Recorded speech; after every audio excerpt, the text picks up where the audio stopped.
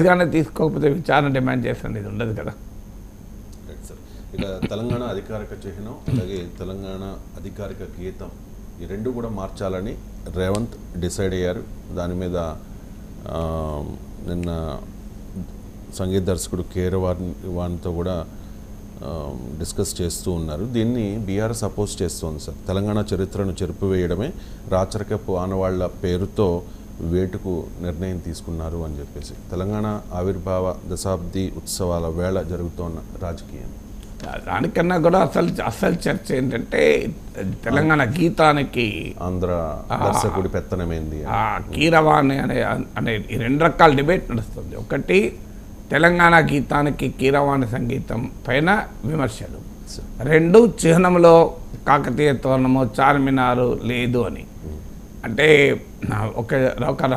ఒక ప్రాంతానికి అనేక రకాల చారిత్రక సాంస్కృతిక పరమైనటువంటి చిహ్నాలు ఉంటాయి అన్ని. ఇప్పుడు మీకు కాకతీయ చిహ్నం ఉంటుంది, చార్మినార్ ఉంటుంది, కొమరం భీం పోరాటం ఉంటుంది, చాకలైలమ్మ ఉద్యమం ఉంటుంది. సో తెలంగాణకు హిస్టారికల్గా వెళ్తే మీకు చాలా ఉంటాయి. శాతవాహనాలు ఉంటుంది, కాకతీయుల చిహ్నం ఉండే, మరి శాతవాహనాల చిహ్నం ఎందుకు ఉండకూడదు? శాతవాహనుల తొలి రాజధాని కోటిలింగాల, ఈవెన్ ధాన్యకటక నగరం అమరావతి కన్నా ముందు శాతవాహనులకు చిహ్నంగా కోటిలింగాలు ఉందని అంటారు. సో ఇలా రకరకాల చిహ్నాలు ఉంటాయి. వీటిని ఒక విశాలమైన విస్తృతమైన దృక్పథంలో చూడాల్సి ఉంటుంది తప్ప వీళ్ళది పెట్టినప్పుడు వాళ్ళు ఎందుకు పెట్టలేదు. సమ్మక్క సారక్క ఉంటుంది. సమ్మక్క సారక్క చరిత్ర చూస్తే కాకతీయ రాజుల దౌష్ట్యానికే బలయ్యారు వాళ్ళు. మరి దాని సంగతి ఏంటని చర్చ వస్తుంది. కాకతీయులను సెలబ్రేట్ చేస్తే మరి సమ్మక్క సారక్కలను సెలబ్రేట్ చేసినట్టు కాదా, సెలబ్రేట్ చేసినట్టు అవుతుందా? సో ఈ రకమైనటువంటి హిస్టారికల్గా ఉండేటువంటి ఫాల్ట్ లైన్స్, కాంట్రడిక్షన్స్ ఉంటాయి.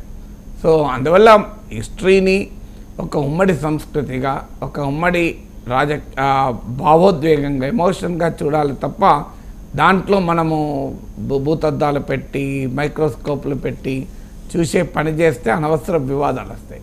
ఇంకోటి ఏంటంటే తెలంగాణ చిహ్నం ఇంకా బయటికి రాలే. నాకు తెలిసినంత వరకు అది సెకండ్ రోజు రిలీజ్ కాదు, ఇంకా రూపకల్పన ఉన్నట్టుంది. దానిపైన రాజకీయపరమైనటువంటి వాద ప్రతివాదాల కన్నా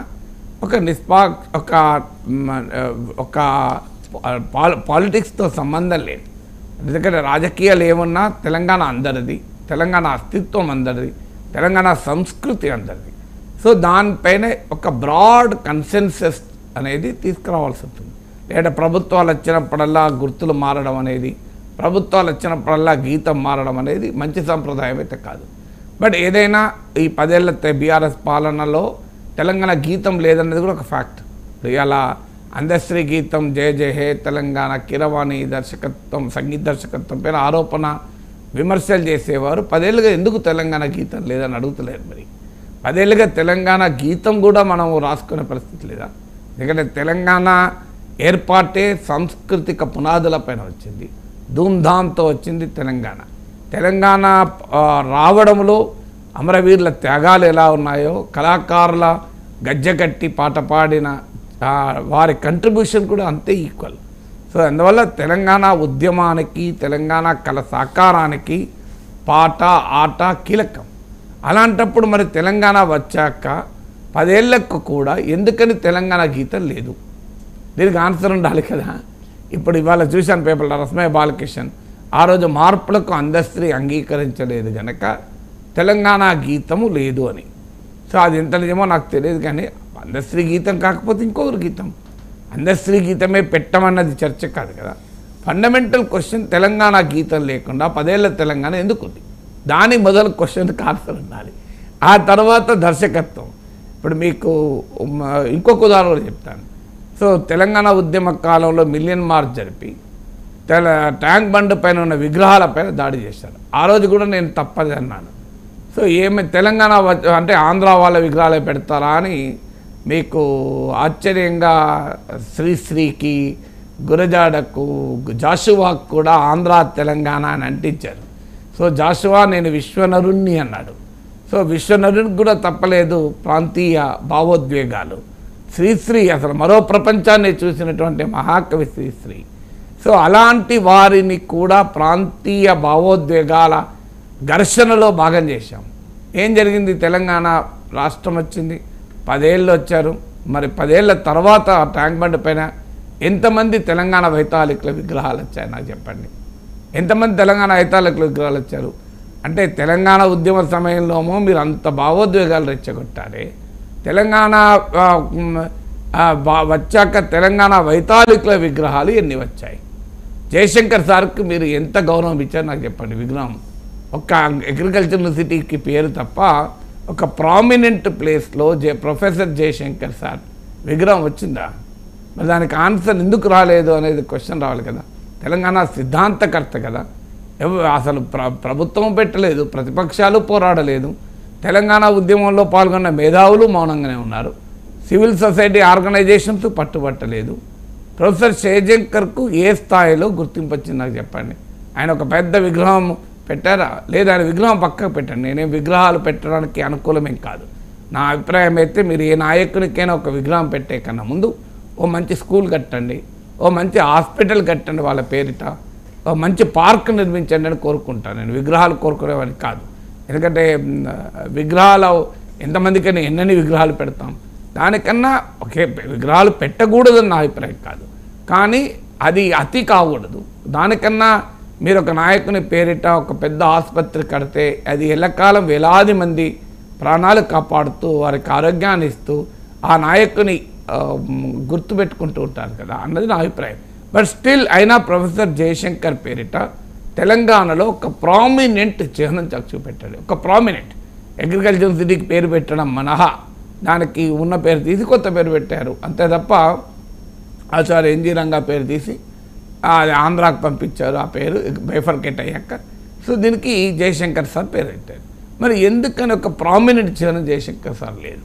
మీకు విచిత్రం అది. మీకు అధికార పార్టీ కాదు, ప్రతిపక్ష పార్టీలు, ఉద్యమ సంఘాలు, ఉద్యమంలో పోరాడిన పౌర సమాజ సంస్థలు, మేధావులు, కళాకారులు, కవులు ఎవరు కూడా జయశంకర్ సార్ గురించి చర్చ పెట్టరు.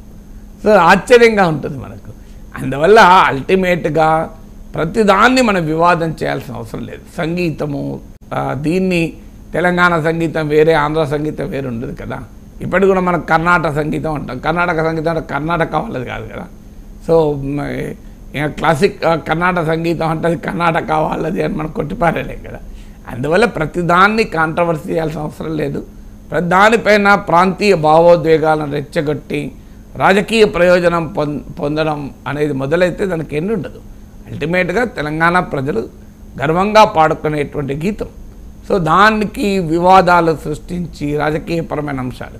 ఇక కాకతీయులది రాచరిక దర్పమా, సాంస్కృతిక జీవనమా రెండు ఉంటాయి.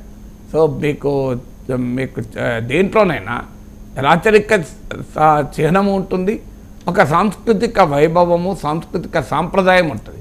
మనం గోల్కొండ చూసామనుకోండి, గోల్కొండలో రాచరిక దర్పం ఉంటుంది. అందుకే చుట్టుముట్టు నల్లగొండ, చుట్టుముట్టు సూర్యాపేట, నట్టడమా నల్లగొండ, గోల్కొండ కిలా కిందని గోరికర్తం కొడుకు నిజాము సర్కరోడా అని తెలంగాణలో పాటలు పాడుకున్నారు.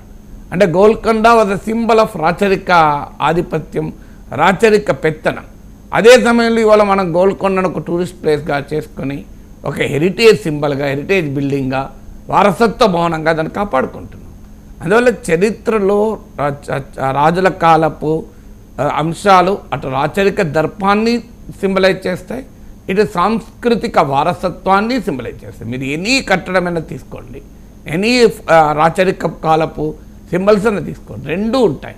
సో దాంట్లో నుంచి మనం ఏది తీసుకుంటామనేది పాయింట్. సో రాచరిక దర్పాన్ని తీసుకుంటామా, ఆ రాచరిక కాలపు సాంస్కృతిక వారసత్వాన్ని తీసుకుంటామా? కాకతీయులది ఖచ్చితంగా గొప్ప సాంస్కృతిక వారసత్వం, దానికి కాదని ఎవరన్నారు. అదే సమయంలో రాచరికం కూడా రెండు. సో అని చెప్పి ఇప్పుడు మన కాకతీయ రాజులకు మళ్ళీ పట్టాభిషేకం చేయం కదా. కాకతీయ రాజులు రాచరికం అది సాంస్కృతిక వైభవం అని చెప్పి కాకతీయ రాణి రుద్రమ వంశస్థులను తీసుకొచ్చి మనం ఏం ముఖ్యమంత్రులను చేసుకోండి. డెమోక్రసీ ఇది కదా. ప్రజాస్వామ్యంలో రాజులు రాచరికాలు పోయాయి. అందువల్ల ఆ చిహ్నంలో రాచరిక దర్పం కనబడితే దాన్ని అంగీకరించకూడదు. రాచరిక కాలపు నాటి సాంస్కృతిక వారసత్వం కల్చరల్ హెరిటేజ్ కూడా ఈ రెండు మిక్స్ అయి ఉంటాయి. సో అందువల్ల మతము సంస్కృతి, రాచరికము సంస్కృతి మిక్స్ అయి కూడా ఉంటాయి. సో అందువల్ల దాన్ని వివాదరహితంగా తెలంగాణ గీతం, తెలంగాణ చిహ్నం ఉండాలని కోరుకోవాలి. ఇప్పుడు చూద్దాం, అంటే ముఖ్యమంత్రి చెప్పేది రాచరిక చిహ్నాలు ఉండవు, పోరాటాలను స్ఫురింపజేసేదిగా ఉంటుంది.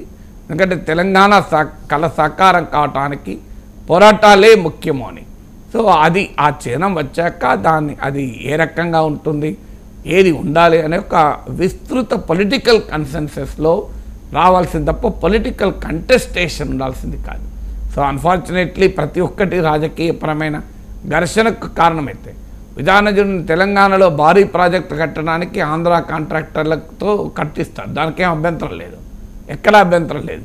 మీరు 10 ఏళ్ళ తెలంగాణలో బీఆర్ఎస్ చెప్పమనండి, మేము ఒక్క ఆంధ్ర కాంట్రాక్టర్ను వాడలేదు అని, ఒక్క ఆంధ్ర కాంట్రాక్టర్కు తెలంగాణలో కాంట్రాక్ట్ ఇవ్వలేదు అని చెప్పమనండి. సో తెలంగాణ ఉద్యమ కాలంలో రోజు లగడపాటి రాజగోపాల్, వక్ఫ్ భూములు, కేటీఆర్, హరీష్ రావు వీళ్ళందరూ వచ్చి పోరాటాలు చేయలేదు అక్కడ.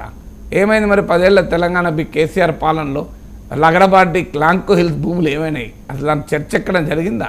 వక్ఫ్ భూములుగా గుర్తించారా, వక్ఫ్ భూములు కాదన్నారు? అప్పుడు ఏదో ఒకటి చెప్పాలి కదా. పద్మాలయ స్టూడియోస్ చెరువులో కట్టారు ఎన్ కన్వెన్షన్ అని, దాని ముందు బీఆర్ఎస్ నేతలు వెళ్ళి ధర్నాలు చేయలేదా? మీకు ఏమైనా ఇప్పుడు అవి పద్మాలయ స్టూడియోస్ గురించి చర్చ లేదు, ఎన్ కన్వెన్షన్ చర్చ లేదు, అవన్నీ అప్పుడు ఆంధ్ర వాళ్ళ తెలంగాణ వచ్చాక సంగతి చూపుతామన్నారు కదా. అయ్యప్ప సొసైటీ భూమిలో కవిత హడావుడి చేసింది మర్చిపోయామా? మళ్ళీ తర్వాత కామైపోయింది ఇక మొత్తం. దాని గురించి సంగతి ఏంటి? అసలు తెలంగాణ భూములు పెద్ద ఎత్తున ఆంధ్రలో ఆక్రమించారు, తెలంగాణ వచ్చాక అన్నీ లాక్కుంటామన్నారు కదా. ఎన్ని భూములు లాక్కున్నారు చెప్పండి నాకు. సో అందువల్ల ఇవన్నీ కూడా మనకు చెప్పడానికి, మాట్లాడటానికి ట్యాంక్ బండ్, అందుకే ఇంతమంది అడిగాను, ట్యాంక్ బండ్ పైన 10 ఏళ్ల బీఆర్ఎస్ పాలనలో ఎంతమంది తెలంగాణ వైతాళికుల, తెలంగాణ చారిత్రక సాంస్కృతిక సాహితీ వైభవానికి ప్రతీకలుగా ఉన్న వారి విగ్రహాలు పెట్టారో చెప్పమని లెక్కలు చెప్పండి, తెలిసిపోతుంది కదా. తెలంగాణ మరి ఎందుకు చేయలేదని ఆన్సర్ ఉండదు కదా. అందువల్ల ఇవన్నీ ప్రజల భావోద్వేగాలను రాజకీయాల కొరకు రెచ్చగొట్టడు తప్ప తెలంగాణ సమాజానికి ఉపయోగపడే చర్చ కాదు. నాగేశ్వర్ గారు, ఇప్పుడు హైదరాబాద్ అంటేనే